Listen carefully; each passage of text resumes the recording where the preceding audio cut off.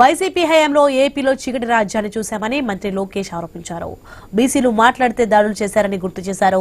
అందుకే బీసీలో తిరుగుబాటు వచ్చి వైసీపీని గద్దెదించారని అన్నారు. భక్త కనకదాస్ జీవితం ప్రజలందరికీ స్ఫూర్తి అని లోకేష్ తెలిపారు.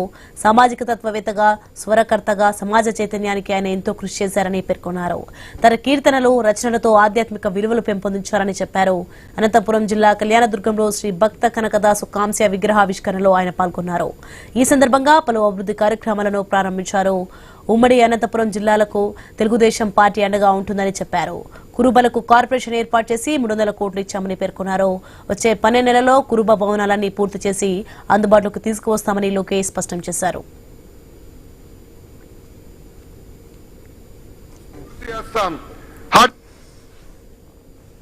భైరవ్ తిప్ప ప్రాజెక్ట్ పూర్తి చేస్తే బాగుంటుందని కోరారు.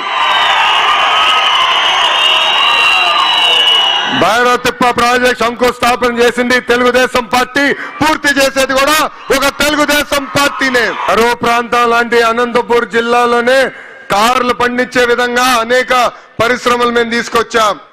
సాగునీటి ప్రాజెక్టులు పూర్తి చేస్తాం. మన జిల్లాలో నిరుద్యోగ యువకులకి పెద్ద ఎత్తున ఉద్యోగాలు కల్పించే లక్ష్యంతో ఈ రోజు పరిశ్రమలు మేము తీసుకొస్తున్నాం. తప్పనిసరిగా ఈ సాగునీటి ప్రాజెక్టు పూర్తి చేస్తాం. హార్టికల్చర్ పెద్ద ఎత్తున పూర్తి చేస్తాం.